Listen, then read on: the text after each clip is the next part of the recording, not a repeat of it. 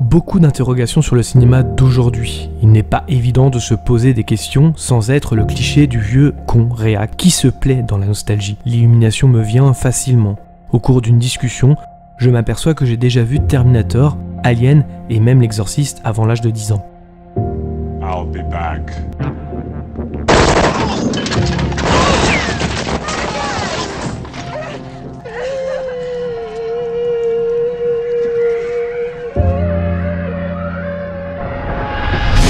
Pourtant, la génération de nos parents actuels crierait au scandale du fait que la violence et la peur ressentie dans ces différents films ne peut pas être vue par un gamin de mon âge. Mon éducation aurait été remise en question.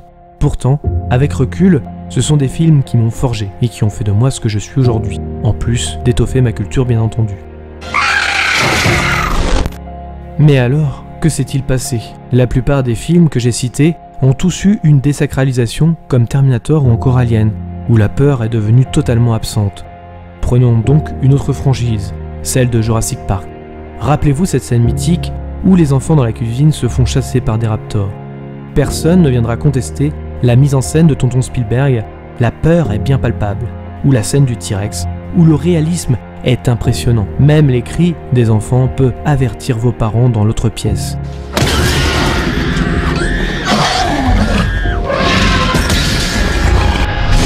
Car cette violence existe bel et bien. Aujourd'hui, les raptors se font un trip en moto et le T-Rex balance des clins d'œil aux héros de l'histoire.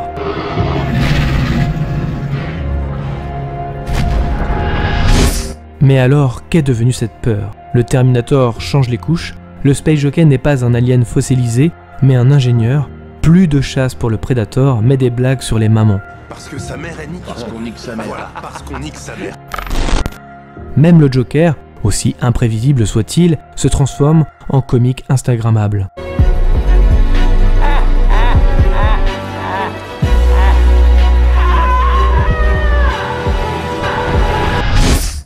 Cette absence de peur conduit à un désintérêt de ma personne de l'œuvre. Forcément, les enjeux ne sont plus les mêmes. Il suffit de regarder lorsque nos héros ne meurent pas dans les films, ou alors reviennent, car la popularité des personnages est ainsi. Dans le MCU, personne ne meurt vraiment. Ils reviennent quoi qu'il arrive. Et si un personnage meurt vraiment, nous savions à l'avance qu'il y avait une fin de contrat derrière. Et peu importe, le multivers sera la solution ou facilité scénaristique pour faire revenir un personnage mort, moyennant quelques millions. Alors comment avoir peur pour nos personnages si même eux trompent la mort?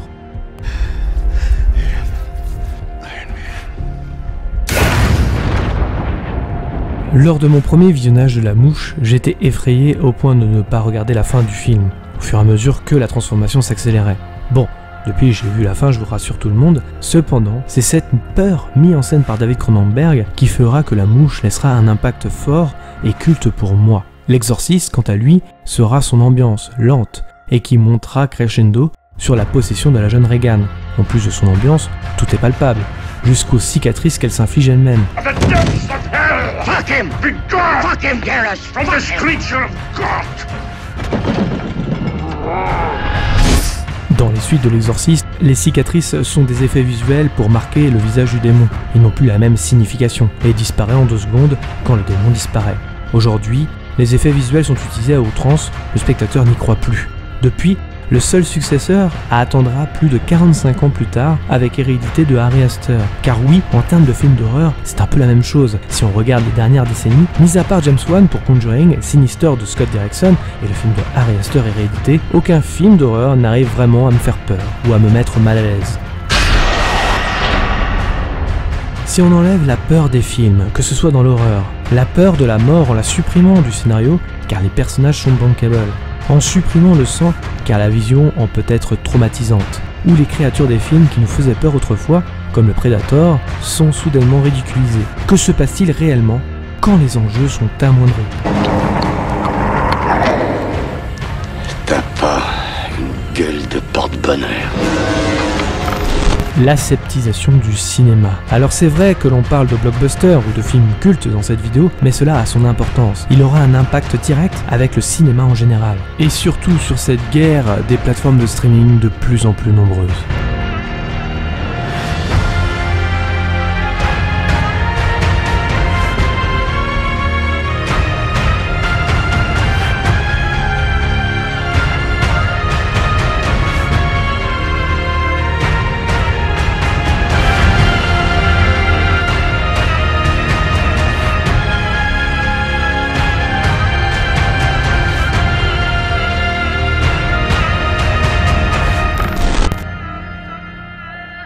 Le cinéma devient aseptisé, presque une montagne russe sans les sensations. Beaucoup d'œuvres ont traité de cette thématique, comme le très moyen Equilibrium, où nous avons cette société dystopique sur l'absence de sentiments en supprimant les œuvres d'art. Et si l'absence de peur supprimait quelque part un film de cinéma? Equilibrium est un exemple, bien qu'un mauvais film, mais il a ça pour lui. Cependant, Demolition Man en parle très bien aussi, où les insultes sont même soumis à l'amende. Alcool, caféine, viande, sport de contact. Vous foutez de ma gueule. John Spartan, vous avez une amende d'un crédit pour infraction au code de moralité du langage. Qu'est-ce que c'est que cette connerie? John Spartan, vous avez une amende d'un crédit pour infraction au code de grossier. Car oui, autre que le facteur de la peur, il faut ajouter aussi la violence, qu'elle soit verbale ou physique, dans l'équation. La violence, la complète en général, ce qui engendrera une peur pour nos personnages de mourir par exemple, ou qu'il lui arrive quelque chose de grave, voire d'irréversible. Merci beaucoup, tronche de merde, casse-couille, putain de saloperie d'enculé de machine à la mort moelleux. Une amende de 5 crédits pour infraction répétée au code de moralité du langage. Plus besoin de coquillage. L'aseptisation est donc comme une toile blanche, où l'on ne ressentirait rien, une forme oubliable. Si on regarde l'ingénieur de Prometheus, il symbolise cette toile blanche, ce personnage est lisse, sans émotion, totalement aseptisé. Peut-être une critique de notre cher Ridley envers le cinéma qui sait vraiment. L'œuvre qui la met le plus en avant, c'est un épisode de Black Mirror, mis en scène par Jodie Foster, intitulé Archangel, où une mère inquiète pour la sécurité de sa fillette, Mary, mère célibataire, équipe celle-ci d'un implant de surveillance de pointe qui permet de la localiser. Et pas seulement. En effet, l'implant propose aussi un filtre anti-violence qui, dès que le corps de sa fillette ressent de la peur, censure l'image, une image floue, ce qui rend la jeune fille incapable de ressentir la peur, ni la violence dans une société pleine d'hypocrisie. Jodie Foster, derrière la caméra, proposera des scènes de jugement sur les parents adeptes de la surprotection des enfants. Devant son grand-père, qui a une crise cardiaque, la petite Sarah n'aura qu'une image floue, incapable de savoir ce qu'il se passe. L'absence d'émotion au développement de l'enfant est assez impressionnant, voire flippant. Alors certes, il s'agit peut-être d'un exemple extrême, j'en conviens, mais il illustre parfaitement notre problème avec le cinéma d'aujourd'hui, car je n'ai plus peur au cinéma, ou que très rarement.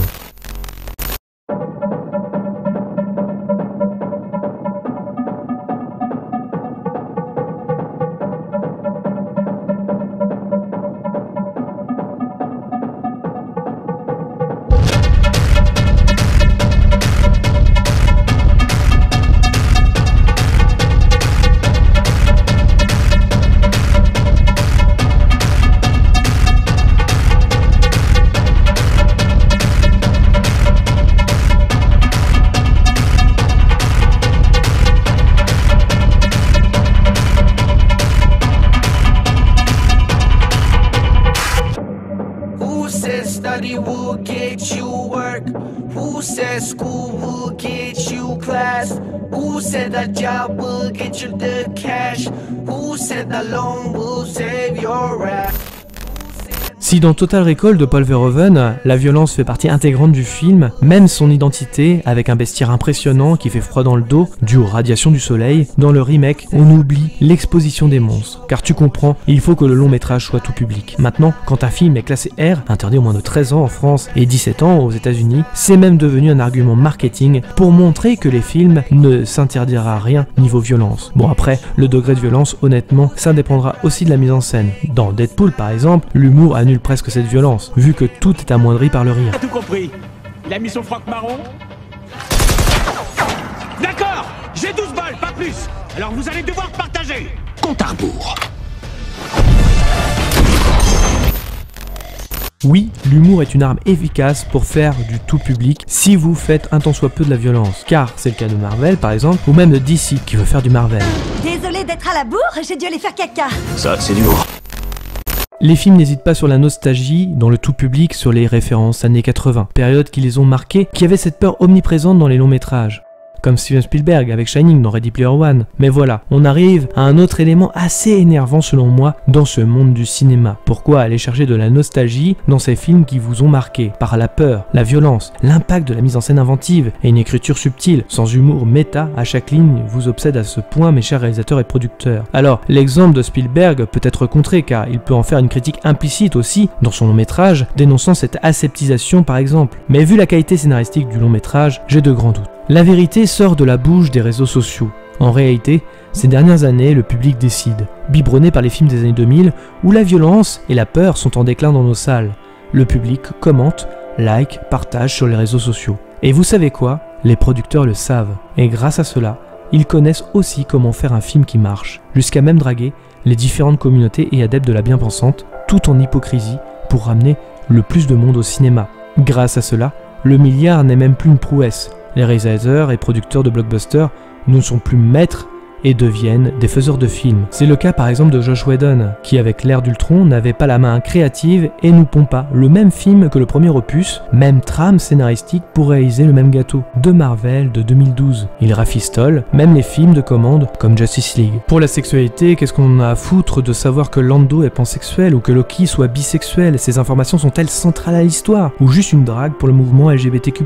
Pour vous dire que le public a du pouvoir, c'est lui qui changea même le design dégueulasse de Sonic, et qui a rendu possible aussi le travail d'un auteur, à Zack Snyder, qui a pu faire son deuil correctement en finissant son film de 2017. Des exemples cités ne sont ni bons ni mauvais. Le public a parfois raison, et parfois il a tort. Car après tout, si Justice League est sorti en 2017 dans cet état, bah c'est aussi la faute du public dans un premier temps. Quand Batman v Superman est sorti, les critiques assassines, qui aujourd'hui montrent un retournement de veste assez impressionnant, dézinguaient l'œuvre de Snyder. Pas assez coloré, trop sombre, pas d'humour, trop compliqué, pas assez d'action. Parfait exemple pour illustrer que dans ce film de 2016, cela faisait longtemps que je n'avais pas ressenti de la peur pour nos super-héros, même si cela reste minime, j'en conviens.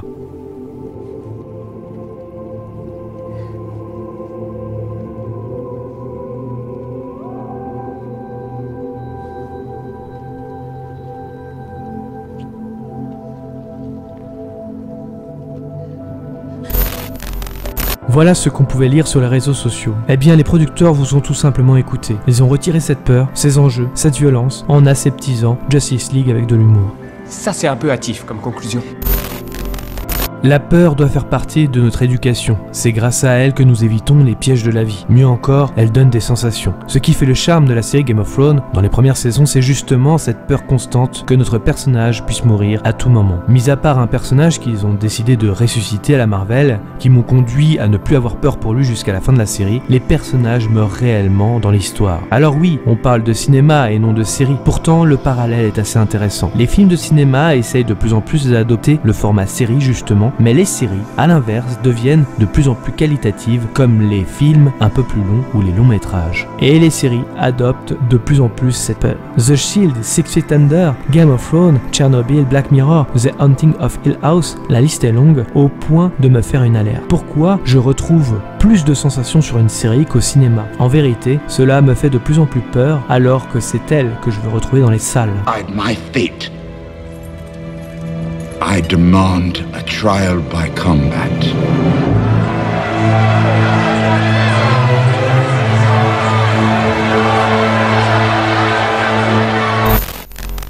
Cependant, cette vidéo semble déjà brandir le drapeau du pessimisme aggravé. L'avantage de ma chaîne, c'est que mon avis n'est pas une pensée unique. Certains pensent justement le contraire et à aucun moment à une aseptisation du cinéma. C'est le cas du youtubeur Arthur de la chaîne Le Grimoire d'Arthur. N'hésitez pas à aller voir sa chaîne, c'est rempli d'analyses et d'anecdotes très intéressantes. Les liens sont dans la description. Et en tous les cas, bonjour Arthur. Bonjour à toi Gauthier. Merci à toi d'intervenir dans cette vidéo concernant cette question sur l'aseptisation au cinéma et notamment sur les blockbusters d'aujourd'hui. Alors parle-nous de ton point de vue justement sur cette question. Aseptiser, non.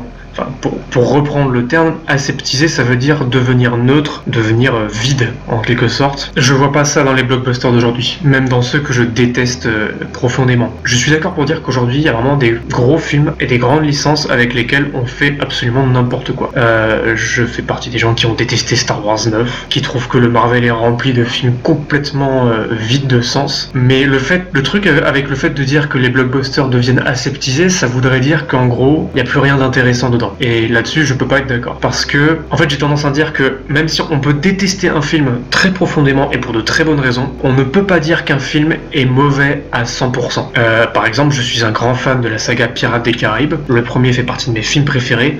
Le 2 et le 3, je considère qu'ils ont plein de défauts, mais qui sont quand même super divertissants. Le 4, j'ai eu plein de problèmes avec, mais pareil, il a des trucs, il y a des choses bien. Et le 5, la dernière fois que je l'ai vu, ça a été une épreuve. Je l'ai détesté, je trouve que c'est une insulte à la licence, que les mecs qui ont fait ce film n'ont pas compris l'esprit de Pirates des Caraïbes, et pourtant, quand j'essaye d'y réfléchir, je me dis, il y a des choses qui peuvent être intelligentes dans ce film. Je suis sûr que si on réfléchit bien, si on fouille bien, on peut trouver des choses qui sont réussies dans ce film. Parce que je pense à mon sens que on a trop tendance à croire qu'un film c'est juste le résultat d'un réalisateur. Or, c'est pas forcément le cas. Un film, c'est aussi des dizaines et des dizaines, voire même des centaines et des centaines de personnes qui travaillent tous ensemble et qui parfois mettent tous de leur passion dans un film. Dans Le Seigneur des Anneaux, pour prendre un exemple totalement pris au hasard, il y a Peter Jackson qui va te dire « Moi j'ai voulu faire le film comme ça, comme ça, comme ça », mais derrière il y a toutes les équipes, je sais pas, les costumiers, les décorateurs, Alan Lee et John Howe qui sont les concept designers, les dessinateurs, les illustrateurs, qui vont faire des propositions. C'est pas Jackson qui a fait les dessins préparatoires, c'est d'autres mecs qui disent « Moi je te propose ça », Jackson il va les diriger, mais le résultat ça reste le résultat d'une autre personne. Donc le travail il est réparti sur plein de monde. C'est ça mon nom après Jack, je nagerai jusqu'au rivage. Arrêtez, je vous en prie. Non, l'arrête pas. Vous allez bien trop loin. Non, pas du tout.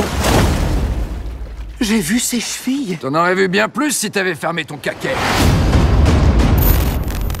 Un exemple assez flagrant, c'est bien évidemment Star Wars et sa dernière trilogie qui m'a laissé un goût prononcé pour le caca très cher. En parallèle, je découvrais Clone Wars avec une Jedi qui me restera en mémoire, Ahsoka Tano, lors de la bataille de Mandalore au moment de l'ordre 66. Parce que la nouvelle trilogie nous a vendu une héroïne aseptisée avec aucune histoire à raconter et tous les pouvoirs dès le début, car tu comprends c'est une femme. En vérité, le mouvement féministe devrait être scandalisé par le traitement de Rey. Alors qu'en animation, j'ai ressenti plus d'enjeux. De drame, un personnage qui est pas lisse avec des fondements solides et intéressants. La peur de voir ce personnage mourir est présente. Et c'est un personnage féminin, donc l'argument « tu n'aimes pas les nouveaux Star Wars car l'héroïne est une femme » ne tient pas, désolé. Alors oui, dans la nouvelle trilogie Star Wars, les gens meurent, mais en vérité, le scénario est tellement aseptisé, et non pas par la peur, mais par un scénario écrit par des forums de fans et des producteurs qui ne prennent pas de risques. Du coup, on ressent une peur, oui, mais plus pour la franchise en déclin plutôt que le ressenti en tant que spectateur pour le film. Alors oui, l'aseptisation d'un film ne m'accorde pas avec les personnages de ces histoires, au point que lorsqu'un personnage meurt, même ceux que j'idolâtrais quand j'étais petit, je m'en fous royalement. Car il n'y a pas que Alien, Predator, Terminator ou Jurassic Park qu'ils ont mis en pièces ces dernières années, ils ont aussi détruit le mythe de Han Solo, Leila et Luke Skywalker. Même moi j'ai du mal à le croire. Cette trilogie a souffert des réseaux sociaux et est devenue une partouze d'informations qui ne fonctionne pas dans les trois scénarios et les liens qui pourraient les unir. Vous pouvez dire ce que vous voulez, mais la prélogie, cette peur de voir nos héros tomber dans le côté obscur, plane tout le long. Et même en connaissant la finalité, cette peur nous oblige à nous investir, à nous faire ressentir jusqu'à ce qu'ils tombent, et même les répliques les plus ridicules du film deviennent secondaires. Les morts, la violence deviennent des images fortes et puissantes au point de nous faire réfléchir sur notre propre histoire, avec un grand H. Et même l'avenir, car il ne faut pas oublier que Star Wars est aussi une manière de raconter la Seconde Guerre mondiale, voire d'autres guerres qui ont existé ou existantes encore aujourd'hui.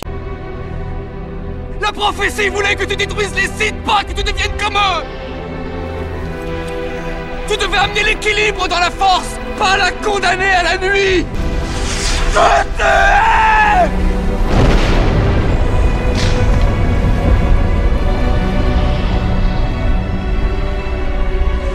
Nous étions comme des frères.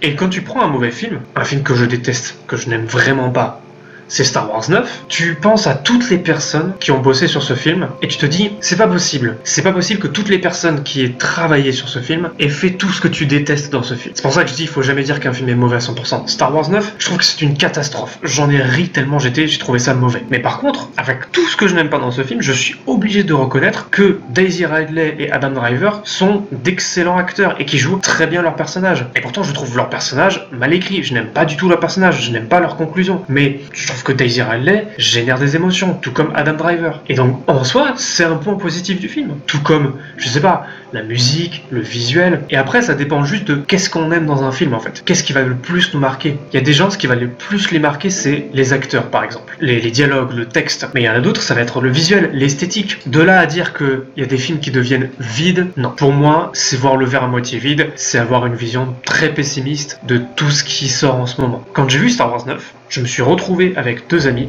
et on a discuté.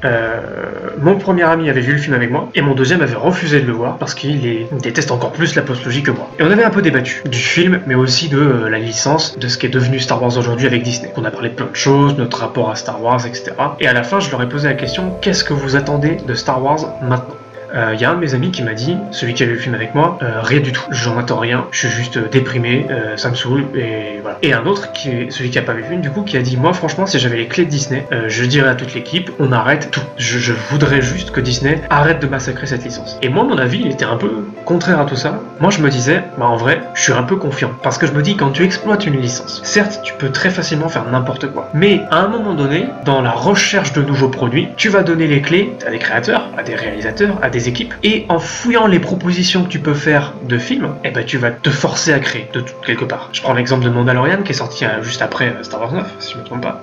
Moi j'ai beaucoup aimé parce que j'ai redécouvert un nouveau Star Wars en fait. Je me suis dit mais moi c'est ça le nouveau Star Wars que je veux voir. Je dis pas que j'aurais voulu en voir une trilogie, mais c'est juste, Star Wars c'est un univers tellement riche que tu peux en faire plein de choses. Je disais à mes amis, je rêverais de voir un Star Wars interdit aux moins de 18 ans, parce que tu pourrais explorer l'univers de Star Wars sous un tout nouvel angle, sous un tout nouveau point de vue. Je sais pas, la force et le côté obscur, tellement plongé dans un univers presque horrifique. Et ça tu le vois un peu dans les jeux vidéo, avec les cinématiques de The Old Republic Online. Donc, plus tu vas exploiter une licence, plus tu risques de faire n'importe quoi. Mais tu te donnes aussi les chances de faire un bon film. Et entre ça et dire on touche pas à la licence parce qu'on risque de faire n'importe quoi, je pense que je préfère voir la licence tenter des trucs. Enfin, pas la licence. Je pense que je préfère voir des créateurs tenter des trucs. Ça marche pas. Ils ont fait n'importe quoi, ils ont réussi, on verra. Mais moi, chaque fois qu'on me dit on va faire un remake de tel film chez Disney, on fait la suite de tel truc, que des trucs comme ça. Je me dis ok, c'est peut-être une idée pourrie, mais on peut peut-être faire un bon film avec. Je suis très souvent déçu. Je pense que ça n'empêchera pas quelqu'un qui veut faire un bon film de faire un bon film. Mais si les mecs qui décident de faire Star Wars 10 se disent les gars on veut faire le meilleur Star Wars possible, eh ben c'est possible, ça n'est pas impossible. Faut juste travailler ça.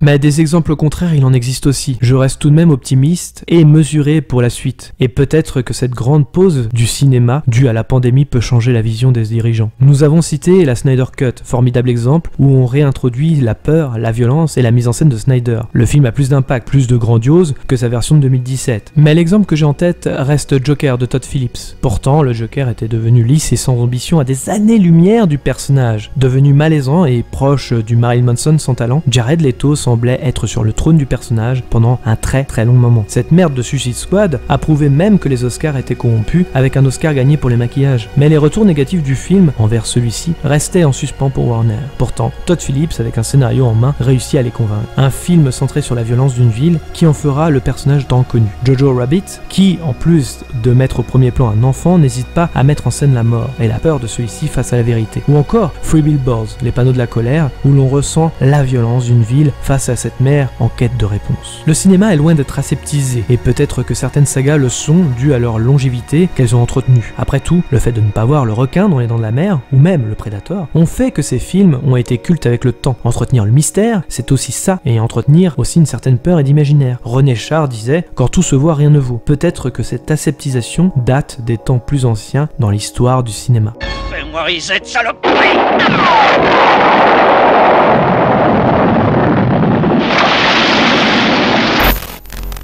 Anthony Pazona a répondu lui aussi à cette question qui reste très vague et digne de finir dans un mémoire. N'hésitez pas à aller sur sa chaîne et à vous abonner bien évidemment. Je vais vous lire tout simplement sa réponse par rapport à cette question: est-ce que le cinéma est devenu aseptisé? Il nous répond: avant, la nudité et la violence étaient impossibles à voir dans un film, ce qui n'est plus le cas aujourd'hui. Tu parles de Terminator, mais le chemin avait déjà été emprunté avec le 2, dans un film plus grand public, moins horrifique. La désacralisation des monstres ne date pas d'hier. On a eu la même chose avec les slashers comme Jason, Freddy Krueger ou encore Leatherface, qui ont commencé à devenir de plus en plus des blagues. Même Alien, avec le film de Jeunet qui en faisait limite une comédie noire. The Predator qui suivait le même chemin qu'Alien, si on regarde bien, avec un 4e volet qui se devait être plus léger, étant donné que le Predator ne faisait plus peur comme dans le premier. On s'y était habitué. Le souci, en fait, ce n'est pas la période actuelle, c'est la longévité de certaines sagas qui, pour se renouveler, essayent de creuser dans d'autres directions qui ne leur correspondent pas forcément. Pour moi, il faut encore du recul sur l'époque actuelle, et pour l'instant, on ne l'a pas. Get down.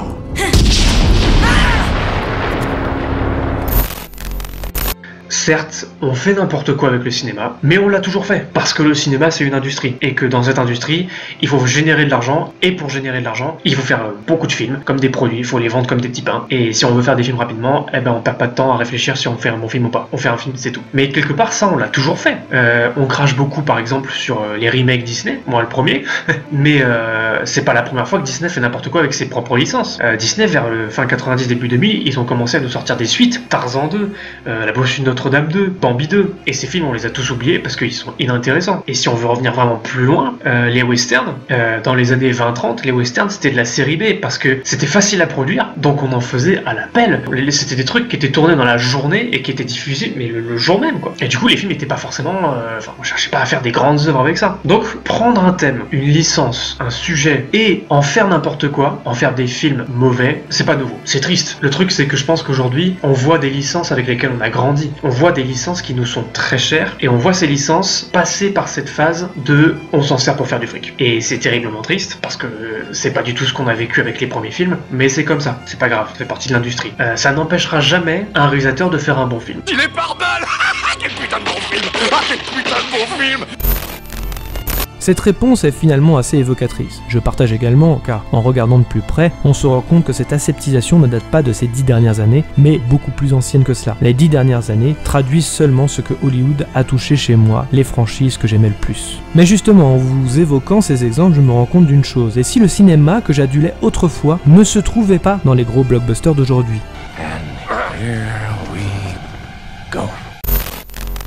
Posons-nous une question. Pourquoi ce ressenti s'accentue dans mon esprit uniquement sur ces 10 dernières années? La multiplication des services de streaming oblige les studios à réagir vite. Le but étant d'avoir du contenu. Plus vous avez de contenu, plus vous avez de souscriptions, plus vous avez d'abonnements. Les studios doivent produire plus et forcément ça touche, quoi qu'il arrive, le monde du cinéma. Rappelez-vous, Christopher Nolan avait 3 ans pour réaliser ses Dark Knight entre chaque épisode de sa trilogie. Aujourd'hui, un film de super-héros doit sortir tous les 6 mois avec un univers connecté s'il vous plaît, de sorte à industrialiser le tout, le but étant d'aller vite. En général, on tourne 2 minutes utiles par jour au cinéma. Dites-vous qu'un téléfilm se tourne entre 3 et 6 minutes utiles, et c'est ce que fait par exemple Netflix ou Amazon. Les réalisateurs ne vont pas forcément réfléchir au maximum sur leur plan, leur mise en scène, l'idée est d'être efficace dans la production. Les studios capitalisent plus sur le téléfilm, et parfois, ce modèle économique se répand dans le monde du cinéma. Le grandiose et l'épique parfois disparaît devant ces monstres de streaming. Je ressens plus de choses aujourd'hui sur un film de Dolan que les 2 derniers de Nolan. Pourtant, il était comme un dieu pour moi, créant le meilleur Batman à ce jour, The Dark Knight. Vous ne tirez pas la balle, vous la recevez. Wow.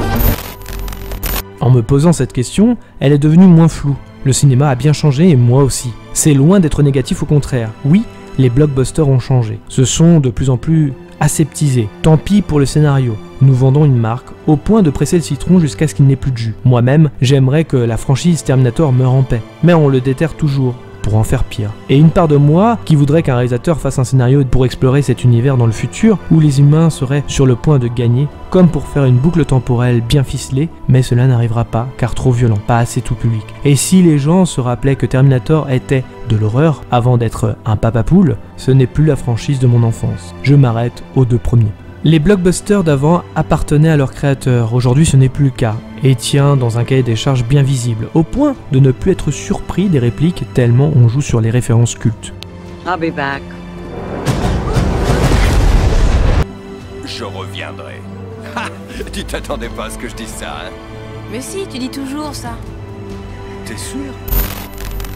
Du coup, moi-même, ce cinéma ne m'intéresse plus. Mais l'avantage de cet art, c'est qu'il y a d'autres genres qui méritent mon attention. En effet, le cinéma est vaste. Il faut juste mieux le sélectionner. Je veux être mal à l'aise comme dans Midsommar. Je veux une montée d'adrénaline comme dans Barry Seal. Être surpris comme dans Deepwater Horizon. Déprimé comme dans T2 Trainspotting. Être amoureux comme dans Elle s'appelle Ruby. Avoir envie de danser comme dans Baby Driver. Être bouleversé comme dans Premier Contact. Réfléchir comme dans Vice. Avoir le cœur qui bat fort comme dans Mommy. Être admiratif comme dans The Grand Budapest Hotel. J'ai trouvé mon cinéma. Il est vrai que ma peur d'autrefois, je la retrouve ailleurs. Et étant adulte, je vais ressentir d'autres choses dans les salles obscures. Les bandes annonces montrent tellement de choses aujourd'hui qu'il est difficile de ne pas se faire avoir, à quelques exceptions près. Salut Marc. Qu'est-ce que t'as bien pu faire? ces 20 dernières années.